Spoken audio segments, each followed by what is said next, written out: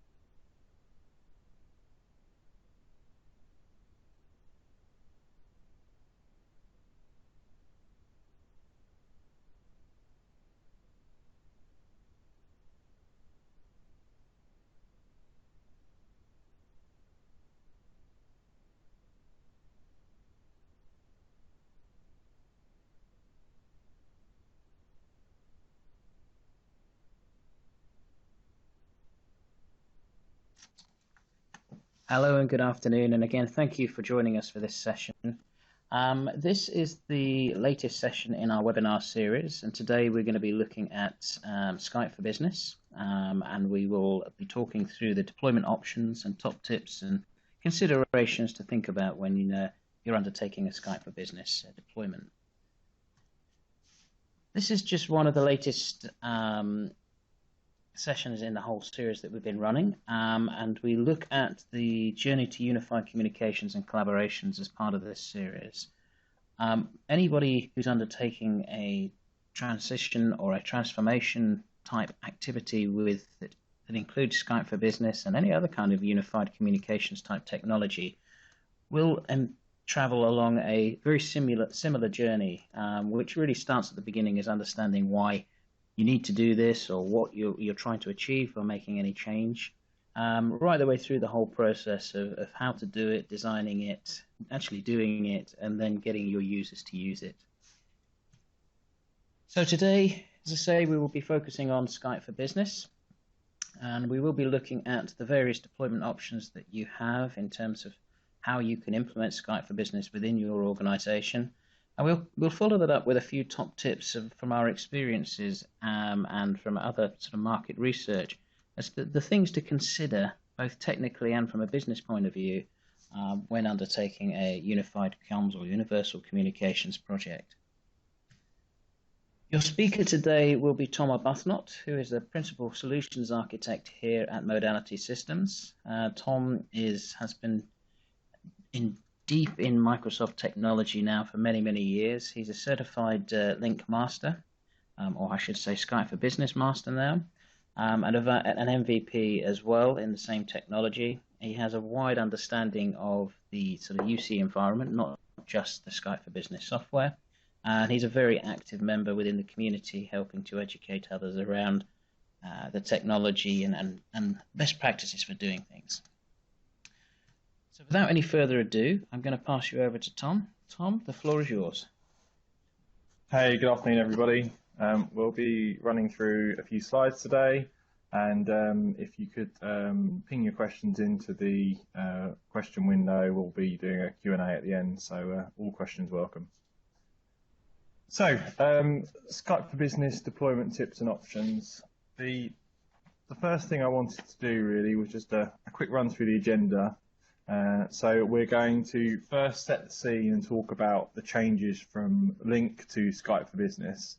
There's been a big rebrand, there's been lots of marketing going on, so it's good to understand what the reality is and what you guys need to understand in terms of changes from Lync to Skype for Business. Then we're going to go with options for replacing your PBX, and that will go through various hybrid integrations. And then we'll go through some business considerations and some technical considerations. So let's start with the changes from Lync to Skype for Business. The reality is this is really a big rebrand. So actually, it's still Lync under the covers, essentially. There's a lot of new exciting features in terms of user-facing elements. but it's built on the foundation of many years of Lync running in the enterprise. So all your server infrastructure type perspective and anything you know about Lync 2010 or particularly Lync 2013 still applies today. In terms of kind of referenceability and experience, everything you hear about Lync, particularly Lync Server 2013, you can broadly think of that as the same in Skype for Business. So, you know, all the enterprise voice seats out there, everybody using it around the world that's using Lync, that's the same code. It's just Skype for Business is the new version. It's definitely not Skype Consumer, and obviously the rebrand can be confusing for some people who aren't deep into the technology, but they are still two different products. They work tightly together, they federate together, and the teams at Microsoft work together on things like the media stack. But Skype for Business is a separate product to Skype Consumer, and the two federate. Obviously, with any change of name or brand, there'll be some complexity during transition. So at the moment, we have Skype for Business desktop clients, but we don't yet have Skype for Business mobile clients. It was just announced yesterday that the Windows Phone client is on the way, and the other platforms won't be far behind. But there is some complexity now, so make sure you understand and you're communicating to your business what the changes are. And I think the biggest takeaway for the change is users know what Skype is. Before this rebrand, I spent a lot of my time saying, what do you do? Oh, I do unified communications, or what's that? Or Lync server, or what's that? Well, it's Skype for enterprise, basically, is what you'd say. And then, you know, users will be like, oh, click, right, okay, so that's voice, video, conferencing, sharing, like that's Skype. I use Skype at home, I get that. So the fact we're now called Skype for Business makes life a lot easier. It's sort of instantly recognizable for a lot of users, and hopefully will trigger in users' minds, oh, I have new abilities to do video, to share my desktop, that type of thing. So I think really positive change from the user perspective. So what is new? Well, essentially, this is the important bit for this webinar. The user experience is new. So everything now is Skype for Business branded, and it's the Skype for Business icons and Skype for Business, Skype Consumer icon type layout and Skype Consumer sound. So some kind of recognition, some sharing between the platforms, so that a user who's used Skype at home will come to Skype for Business and understand the icons, understand the meanings, understand the layout. It's not a one-to-one mapping between consumer, but it's enough that it's recognizably similar. In terms of kind of just a nice little new feature there in the top right, we now have a active call monitor, and if you've used Skype Consumer, you'll probably know that well. That's if you minimize the client when you're in a call, it will show the active call in a kind of floating window, and even the active video in a floating window. Really, really nice touch for user experience. The other thing on the bottom right, they've just cleaned up some of the access to transfer and DTMF, the number pad, and also your device change. So trying to simplify the user experience, moving away from the hover type buttons of Lync 2013 to a more easy to understand, one click kind of scenario for users. So that's an overview of kind of what's changed, and then the answer is, you know, think of it like a next generation of Lync Server 2013. So now if you're looking at Skype for Business and you want to replace your PBX or augment your PBX, sit Skype for Business beside it, what are your options? First, we need to think about deployment models. There's three kind of major deployment models to think about: public cloud, private cloud, and hybrid. So public cloud, we kind of typically think of Office 365, and that's certainly obviously the biggest one and the one you guys will likely be hearing about a lot, but it could also be a hosting partner. So this is kind of a large multi-tenant environment typically run by a big provider, and you buy per user per month and they run everything for you. Then you've got private cloud, which is kind of the new marketing term for traditional on-premise servers, or maybe even on-prem appliances.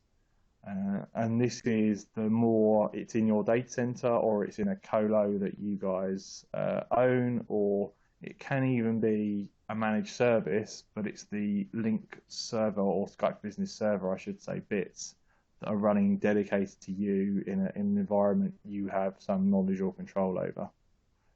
And then finally, there's hybrid, which obviously is the connection or mixing of those two types of environments. And that's very possible with Skype for Business. So it might be in one country, I want to do enterprise voice, and therefore I have a private cloud deployment. But for rest of world, IM and presence and conferencing in Office 365 is plenty enough. So we can link those two environments and have some users on the cloud and some users on our internal private clouds, and the two work together seamlessly. So let's jump into a bit more depth into the public cloud.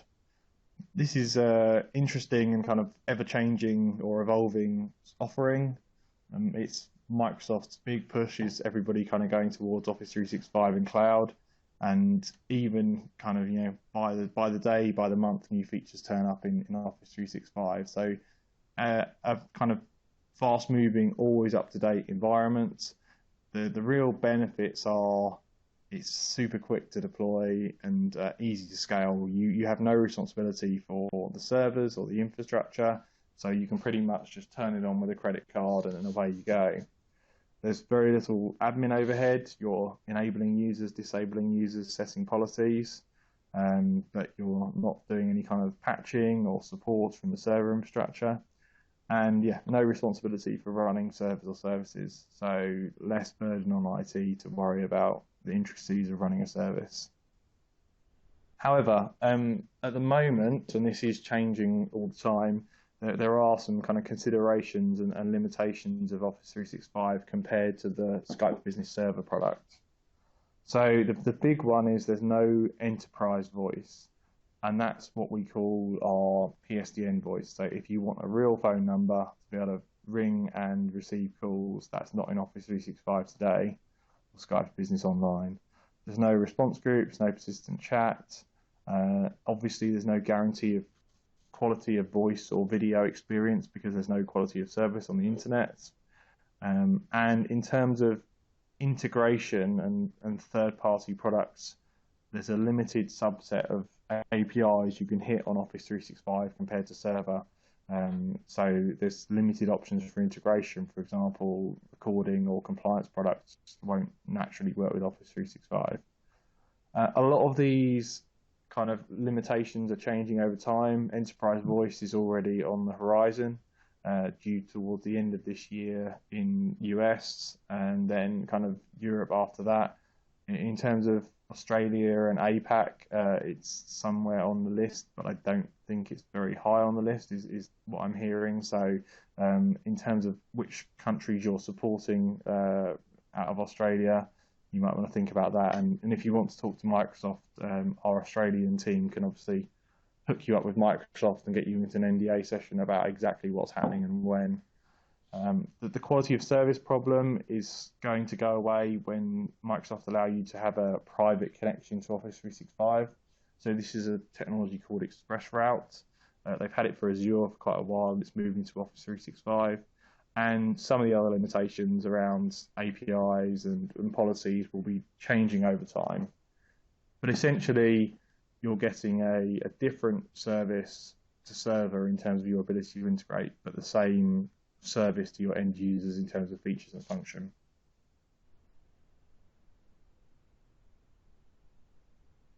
Okay, so now moving on to private cloud.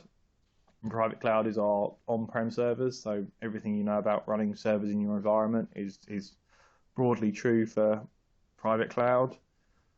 You have all the features and all the functions, but obviously all the responsibility of managing those servers and services. There is kind of a managed service option here that a number of providers, including Medallion Systems, provide, where you could have the Skype for Business server deployed on-prem or in colo data center or even in our data centers, but as a managed service dedicated to you. So it is the Skype for Business server bits connected to your AD domain, but run as a managed service. And this can kind of bridge a gap between the mass public cloud and the option of having a managed service, but you do need compliance, you do need recording, you do need whatever custom policy that you need on your environment. So it's worth thinking about options around that as well. So let's just jump into private cloud topology to give you an idea of kind of what this might look like in reality. On the left, we have a really kind of minimal deploy. This is the minimum you're going to need to get started. One Lync standard, or Skype for Business now, standard edition server, and that can run all the features and all the functionality. Obviously, it's not highly available. It is a single server, so that's your minimum in terms of environment. That will support, at the Microsoft recommended spec, about 2,500 users day to day. So usually you're topping out on wanting it to be highly available before you actually top out on the user count. But if you did just want to start with a bit of instant messaging and presence for 1,000 users, a standard edition server and the associated servers you see there are all that's required. And we have a single PSTN connection and a single voice gateway. And that's our connection to making and receiving phone calls and conference calls on PSTN. We also have a single edge server, and that's our connection to the outside world. So that's how we do working from Starbucks or working from home or federation between different companies. So that's your minimal infrastructure. A more typical infrastructure is on the right. So here we're going into the pool model. And now we have two data centers running side by side, both highly available. So highly available in that if I lose a single server in the data center, everything carries on. And disaster recovery in terms of if I lose a complete data center, all my users flip over to the other data center and carry on working. So this is towards the more typical scale you're going to be going to if you're doing serious voice platform, enterprise voice, replacing a PBX. You want to be resilient against the data center failure, a gateway failure, a server failure. It looks like potentially a lot of servers, but you can virtualize all these roles. So actually, you might be spreading these over 3 1U DL320s or Dells, 1U servers, and running those 3 servers with virtualization, and then having the roles shown on the screen spread across those 3 servers. So it doesn't need to be racks and racks and racks of kit. It's just the servers are logically split into different highly available roles.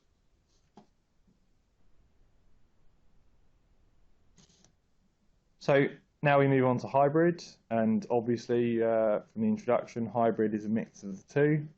So now we have our customer environment where we have our Lync servers, and that edge server we talked about earlier, and in parallel or reverse proxy, a web access server, allow us to connect to Office 365 and share the service between those two environments.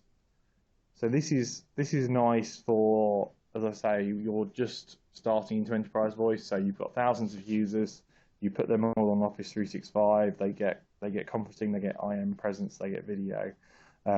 But in Paris or in Sydney, I want to do enterprise voice for a few hundred users. So I want to start there. I'll put my servers in there. I'll connect that to Office 365. Everyone shares the same SIP domain. Everyone has the same experience, the same address book. But some of your users live in the cloud and some of your users live on server. Okay, so hopefully that's set the scene in terms of your options. We're now moving into replacing your PBX. So in this scenario, due to the feature set requirement, we're basically moving towards server or private cloud. There's no option to provide enterprise voice or to integrate PBXs today with Office 365.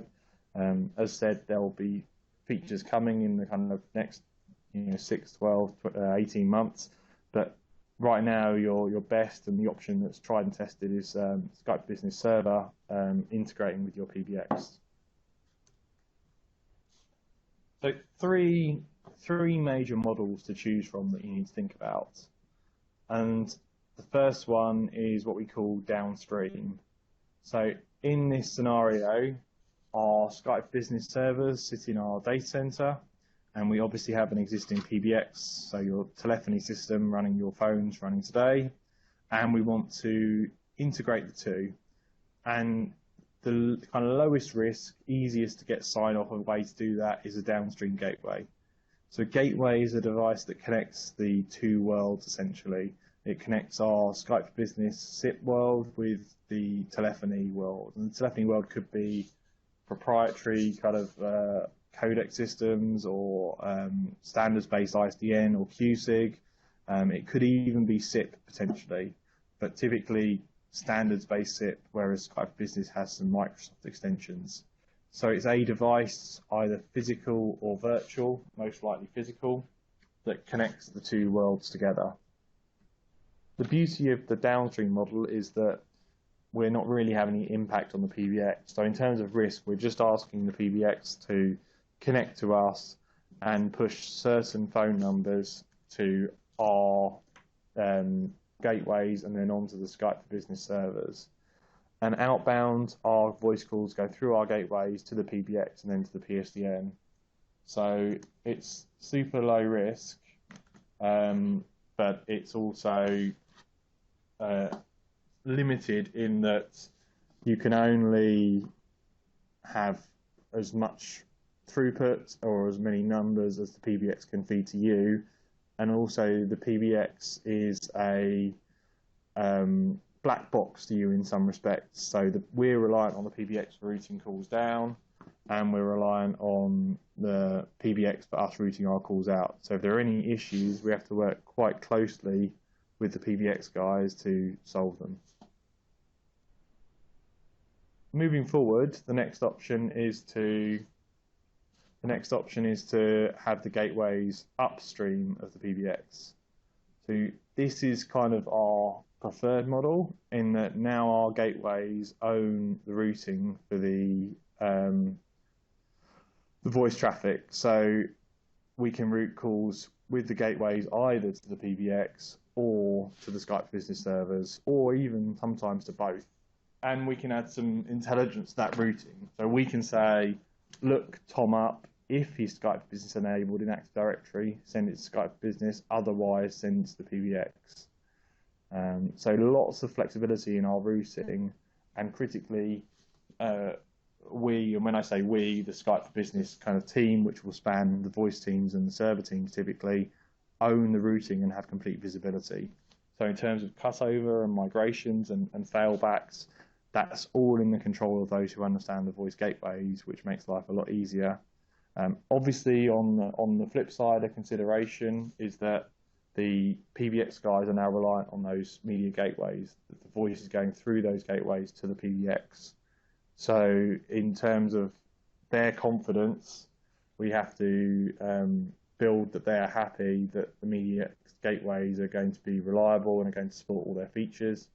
This is usually fairly easy because the media gateways are from third-party certified vendors. They're not Microsoft code as such, and many of them have many years, or tens of years in the telephony world.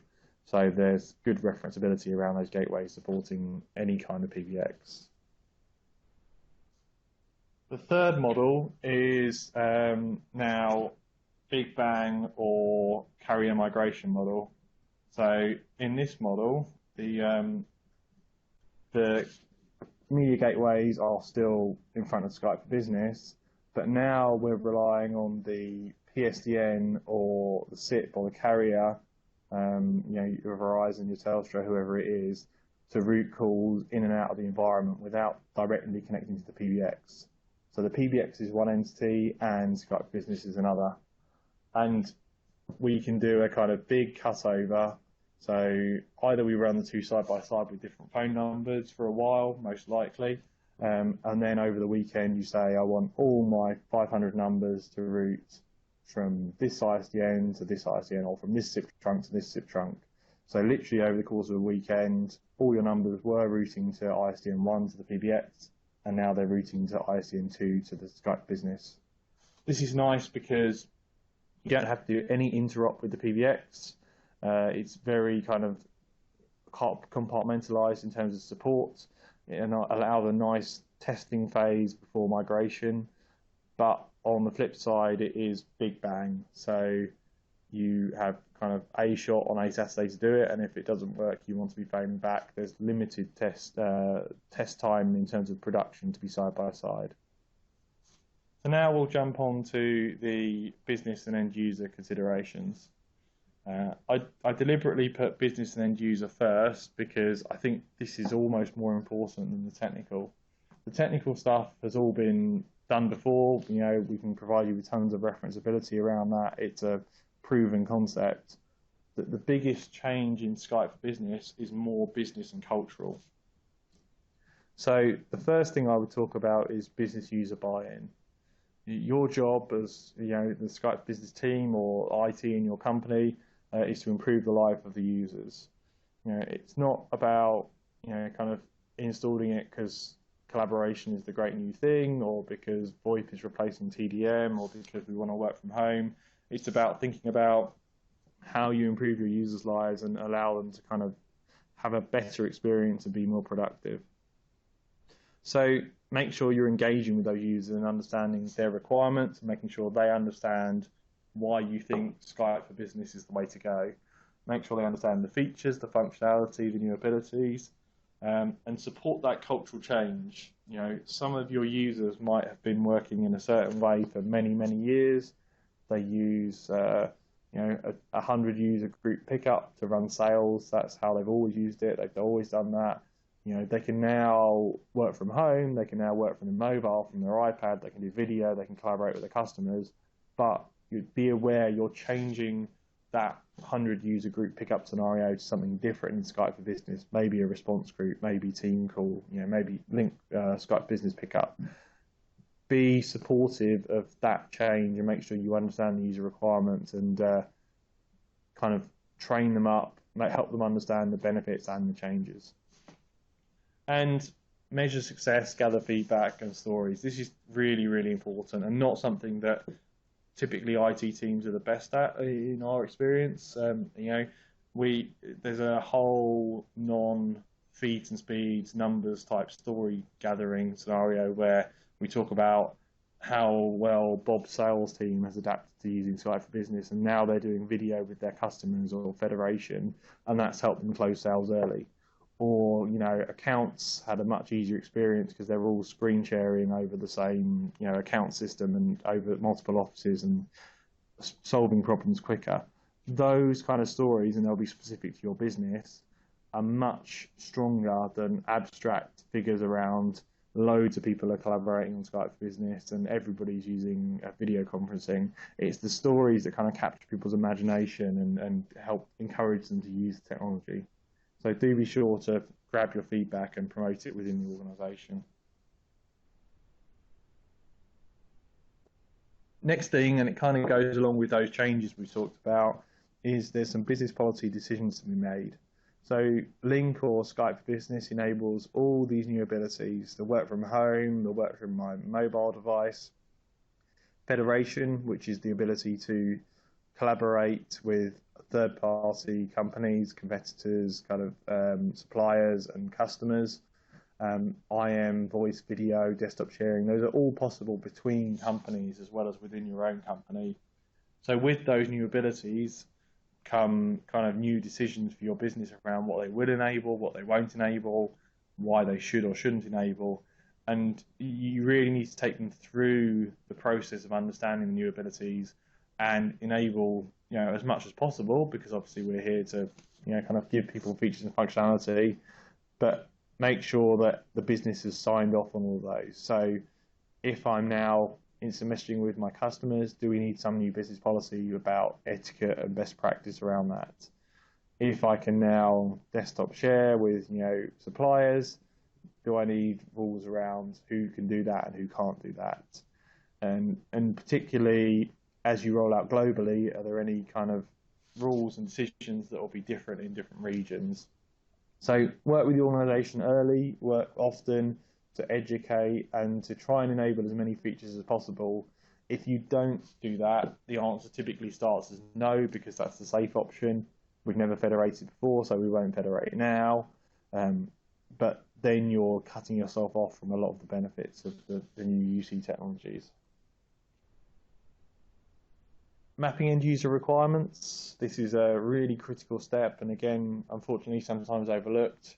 Your users won't fall into one neat category of how they work. There will be different categories of or types of users. You really need to work on at least a few different user profiles, understanding what their business experience is today with communications and how you're going to impact them, and hopefully thinking about how in every scenario you can positively impact their experience. So some examples are knowledge workers. They're usually a real sweet spot for Skype for Business. They're collaborating a lot, using a lot of, maybe today if they don't have UC, a lot of email and a lot of PSTN conference calls. You can massively improve their experience with proper collaboration tooling. Road warriors and mobile users, another interesting one. Maybe they've got a desk phone they hardly ever use, but they're constantly on their mobile. The mobile clients there provide a great experience.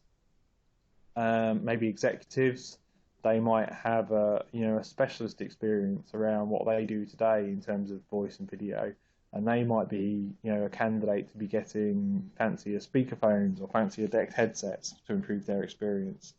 So different requirements across different types of users. I've put on this slide a few areas in particular to think about in terms of specialist requirements. I won't go through them all, but you get the idea that reception desks are very different to contact centers, are very different to video conferencing rooms. That there's a lot of areas of your business you need to think about, and even if you're not planning on deploying Skype for Business in them today, think about your interop scenarios. So the receptionists have a particular attendant console, a way of flipping calls between different users. Today, will that system continue to work when half your estate is on Skype for Business? Really important decisions or considerations. Legal requirements are the other big ones call out. Do you guys have PCI compliance? Do you have to do instant messaging recording? Do you have to keep data for 7 years? Where do the recordings have to live? All that stuff kind of needs to be worked out. Endpoints is obviously really important. This is where the kind of rubber hits the road, so to speak. There's a vast variance in quality and cost, and not always that the lowest cost is the worst and the highest cost is the best, but you need to think about what a realistic budget is for endpoints, and don't skimp and save here overzealously. You can get headsets for £10, £15. If your users are on the phone all day, every day, is that a suitable endpoint for them? Possibly not. Similarly, you can get super fancy whiz-bang decked headsets, but does everywhere want a decked headset, or is there a place for IP phones, for example, in some of your business? So don't get overly kind of again overzealous about trying to rip out every phone and replace it with a headset. Maybe there's a place for IP phones. Think about making sure your endpoints are qualified. Microsoft spend a lot of time on a qualification program and certification program for certain endpoints. And your typical providers, your Polycom, Jabra, Plantronics, Sennheiser, Logitech, they all work with Microsoft to get a qualified badge, and that means that the device will be optimal to work with Skype for Business. That's really important. If you're buying non-badged devices, you're at risk in terms of your experience. They could work fine, but they could have driver issues, and you need to be sure that you're going to give your users the best experience. And I guess the bottom line on this is grab a few different options and test. Talk to all the vendors, talk to the modality team, your local team, and they can hook you up with the relevant vendors, talk you through the options, and get you sample kit. So test before you roll out. End user training and support. This is kind of critically important and often neglected. There's a lot of change in Skype for Business. It's easy, particularly those with an IT mindset, to think about, well, it's easy. I see the video icon, I click video, away I go. But actually, there's a lot more to it than that. And the user who's always been using a traditional telephone might have quite a lot to understand around Skype for Business. So lots of different options, the kind of traditional website video training type stuff, online training. There's applications that Modality Systems run called Lync training bots that can proactively send your users content. And also, don't forget the kind of physical real world stuff, the in-person training, the drop-in clinics, the floor walking, the presentations. Those are just as important as pushing your users to a website saying, here's how it works. And particularly the drop-in clinics and the floor walking, we found are instrumental in the success of a Skype Business rollout. Don't think you can train all your users in one big bang, half an hour from 0 to 100. We found that doesn't work well. It's better than nothing in some respects, but you might just overwhelm the user and know that there's so many options. I can federate and I can video and I can collaborate and I can do a recording and I can do a transfer. It can be overwhelming. So try and start off with the basics. Try and categorize your users and aim training that's appropriate for those users, and give your power users the opportunity to learn more. Pick out some kind of business sponsors or power users and spend extra time with those guys, because those will influence the rest of the business. In terms of user support, this is really the difference between kind of an okay rollout and a great rollout. So you can do all the training and all the floor walking, and you should, but some people only want to know when they want to know. I only want to know how to do a conference call 5 minutes before I want to do my first conference call. I only want to know how to do video because Bob in the other office is trying to do video with me. So having responsive support, and responsive is relative to what your business needs are, that can help users when they need it is very important. And we feel it's a specialist skill set, being excellent in terms of understanding the features, but also being excellent in terms of looking after users and being patient and carefully walking them through is a niche skill set that's very important to these rollouts. So now we're going to jump on to technical considerations. So we've talked about the business, the impact we're going to have, but getting down to the kind of plugging it in, feeds and speeds type stuff, what are some things you should be thinking about? Well, Skype for Business depends on a solid infrastructure. This is critical. It's not a standalone appliance. I can't throw it in and it'll all just work. It depends on many technologies in your environment, in your data center. So not only do you have to think about your Skype for Business rollout, you have to think about all the dependencies that are on your team. And users aren't interested that it's a network issue or a firewall issue or a load balancer issue. They don't care. All they know is they used to have a phone and now they've got Lync or Skype for Business and it's not working for them. So it's your fault regardless of what dependency it is that's causing your issue. So think about who's going to be a dependency for your Skype Business project. And if you can build a kind of virtual team of people who are responsible for the success across all the technology areas, not just server, not just kind of infrastructure, but thinking about your Exchange team, because you need voicemail and Exchange is required for voicemail. Think about your network team, because all our traffic, our voice, our video, our collaboration runs over the network. We need power over Ethernet for IP phones. We might have WAN or branch sites that have a certain amount of bandwidth between them that we need to worry about. We've got firewalls, wireless. All these areas can have heavy impact to your user's experience that are vitally important. And don't forget the desktop. The desktop is kind of often neglected. It's a different team, but your voice and video is running on that desktop. So make sure the desktop team understand how they're rolling out the clients, but also drivers, wireless drivers, headset drivers and patching. Those all have a big impact on the experience. Next up, third-party components maybe, I would almost say will be core to your solution. So Microsoft do an excellent job in Skype Business Server. It's all there and good to go. But Microsoft's play and more general strategy around these things is that your business is going to have specialist requirements. Microsoft can't scale to deal with every one of those, as well as a bunch of dedicated certified third parties that know your business better, know your market better, know your requirements better. So they have this certification system where third parties can work closely with Microsoft, get approved, prove that they interoperate correctly, and develop specialist devices or software solutions or whatever it may be to plug the exact business requirements you have. So gateways are a really common one. You're going to likely need some kind of gateway to connect to your PBX or to the PSTN.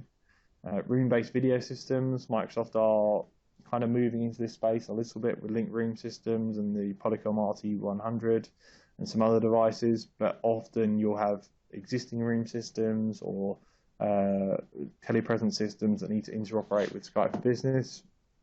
Call recording, a very important requirement for a lot of business. I know working with some companies out in Australia, there's regulations there around call recording and compliance.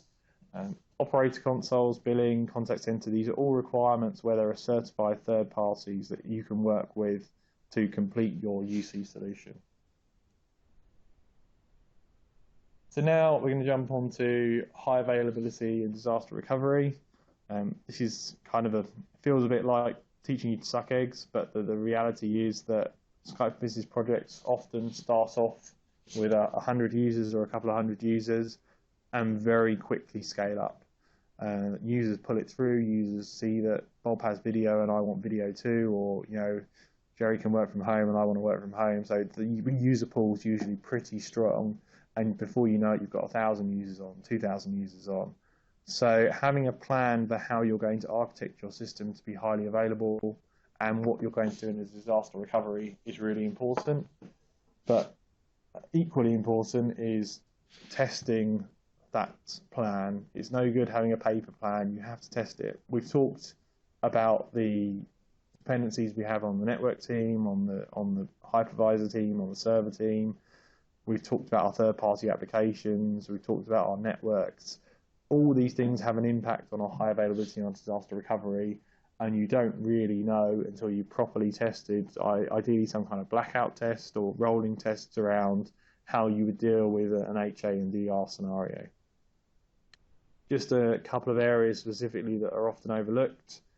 You might test your entire infrastructure, but don't forget that your carrier, so your Telstra or your Verizon or whoever it is, providing your inbound PSTN numbers. If your data center goes down, they're coming into one data center. How do they reroute those numbers? Do you have two SIP trunks? Do you have two sets of ISDN? How quick is their response time to rerouting those numbers? Branch sites, they rely on DHCP and DNS technologies to give their users the ability to look up servers and IP addresses. Do they rely on central DNS and DHCP? Are they fully resilient in the event of a WAN failure? Do they need to be fully resilient in the event of a WAN failure? What's their failback position? All that's very important. And certificates on backup pool. Certificates normally have a set lifespan. Some enterprises 12 months, some 24, 36. Very often, unfortunately, those get neglected in backup pools or DR pools. So have a strategy around how you're keeping your backup pool health up to speed. Do you run 10 users on it all the time just to know it's working? Do you have a regular monthly or kind of quarterly check around health of that? Do you have monitoring tools that are ensuring your backup pool is just as healthy as your primary pool? So last point from me in terms of technical support and lifecycle management. Lync or Skype for Business is not a fire and forget product. It's an ongoing lifecycle management type product. So you deploy it, you look after it, more users use it, you get more bandwidth, you're putting more strain on the network, more offices are on it. How do you look after it from day one to infinity of using the product? There's lots of support options. You can obviously do it in-house. You can pay Microsoft to do some support. You can work with a partner like Modality Systems. There's a certification process for select partners to be specifically certified in Skype Business support. And you can mix all of those between you. So There are plenty of options for us to work closely with your in-house team, or for your in-house team to do first line and us to do second line, or you guys to do it all in-house except the gateways. How do you slice and dice that support and think about not just Windows, not just Skype Business, but the third-party components, the recording product, the attendant console, the video room systems. How do you support the complete infrastructure? Monitoring is absolutely vital and often not done. How do you monitor the health of your environment? Don't have your users being the first people to tell you something's going wrong. You should have monitoring, synthetic transactions. System Center is a good choice. There are lots of other third parties around monitoring. Modality have their own in-house modality monitoring platform, which is kind of highly customized towards looking after Skype Business and the associated third parties. And lifecycle management, who's looking after your patching, who's looking after the kind of OS patching, the hypervisor patching, the third-party product patching, the security updates, just the routine updates. There's a whole ecosystem of your UC platform to look after there. Think about how you're going to support that moving forward. And kind of standards, continually review and consider your options for extending functionality and value. Once you've got Skype Business in, it becomes a platform. You can add new applications, new business abilities, you can solve new problems. For example, our modality, our timekeeping product, our timesheeting for our consultants is all run on Skype Business. Our announcements out to the business are all run on our application platform, which pushes out alerts based on Skype Business. So it's an ever-going journey around how you can extend and get more business value out of your UC platform. So just to summarize, and then we'll jump into the Q&A. Chain's only as good as its weakest link. Think about what your topology is going to be and what your migration approach is going to be. Carefully plan, but don't paralyze yourself in planning. Think about your options and go with one. Rollout and support, and if there's one slide to take away, this is it. Your experience of your users is what makes or breaks your deployment. So think carefully about your user adoption, your training, your profiling, your support, and your ongoing business support through the life cycle of the product. Okay, that's been me. I'm just going to hand you over to Ian, who's going to take you a little bit about modality, and then we're going to go through your questions and answers. I look forward to your questions. Thank you, Tom. Actually, I think what we'll do is we'll do perhaps the questions and answers first while it's all fresh in everybody's mind. We've had a couple through. First question is, we have Office 365 with Skype for Business. Can we use that to replace our PBX? The answer is not today. So Microsoft plan on putting Enterprise Voice in Office 365, but it's going region by region, and I'm not sure that Australia is high on the list if that's where you're majorly based. But what you can do is you can run Skype Business Server in a hybrid with Office 365. So you can seamlessly deploy that now and move select users onto Server, and they'll get the full experience and still leave some users in Office 365. And that could either be through you guys running it yourselves or through a provider running it for you. I guess that falls nicely into the hybrid you were talking about earlier. Yeah, exactly. And it's a nice thing that it's supported to go in both directions. So you can start with Office 365 and move to Server, or you can start with Server and move to Office 365. You're not locking yourself in any direction. Okay, thank you. Another question is, would you suggest doing a pilot before rolling out Skype for Business? Yeah, I think that's a really sensible option. I mean, we normally talk about a modality, IT, friends and family is the way we go first. So roll it out to IT and to your support team, get a feel for the technology. Then equally important is picking out your business users or business champions and trialing it with those guys as well. It's a very cultural thing. Some businesses will run that for an extended period of time. Some people will kind of do what it's called a production pilot and just push it out in quantity and see how it goes. So cultural decision, but yes, some kind of pilot is a very sensible way to go. Okay, excellent. I'm not sure I understand this next question, but hopefully you will. Can you mix a deployment? Can you mix deployment options on a gateway? Yes, that's a great question, actually. We should probably cover that. Yes, you can, actually, because they're just appliances with ins and out ports, if you like. So you can absolutely have a gateway that's in front of one PBX, also be behind another PBX, or you could have a gateway that's routing certain calls to a PBX upstream and certain calls to Lync downstream. It wouldn't be that usual. Usually, they would be split out to different gateways, but there's no technical reason to stop you doing it. They're very flexible boxes, and you can also run a gateway in one mode for a certain period of time. So, for example, very typical is you start off downstream, and then as you get more confident, you decide you're going to cut the gateways upstream. So it's the same box wherever you situate it, and your investment is safe moving forward. Okay, brilliant. Well, that's the end of the questions that have come in through the portal. If there are any more, you've still got a few more minutes. Please push them through. Whilst we've tried to keep these sessions informative and educational, I certainly wouldn't be doing my job if I didn't just give you a little bit of a background as to who Modality are. Basically, we are a global specialist in UC, particularly focusing in the Microsoft stack. We have offices in all the sort of major regions in UK and Europe, North America, and Australia. For the APAC, serving the APAC region.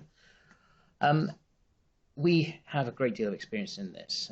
We've been delivering these type of solutions now for many years. We have a number, thousands of people out there, users who have had our services, ranging from everything to help them justify and build business cases through to deployment, design, and delivery, and beyond. And we're supporting a global customer base now, which is increasing all the time. We also have, which is quite unique for most vendors, an in-house development team who look at, as Tom was mentioning earlier, how you think about how you extend the value of your investment. Our development team work with customers to look at integrations and applications that can help you do that. So I'm not going to go through all the facts on this particular slide. I think that's just gives you a quick feel to the sort of services that we offer and the proposition that Modality has to offer you guys. That's enough of a sell. I hope this has been an informative session. There are no more questions at this moment in time, but you can contact us at any time through the various contact methods shown on the screen now. If this has been useful, we do tend to do a series of these different sessions, and if there's other ideas or more things you'd like to hear about, please let us know. Please give us your feedback, and yes, we look forward to seeing you on the next webinar. Thank you very much.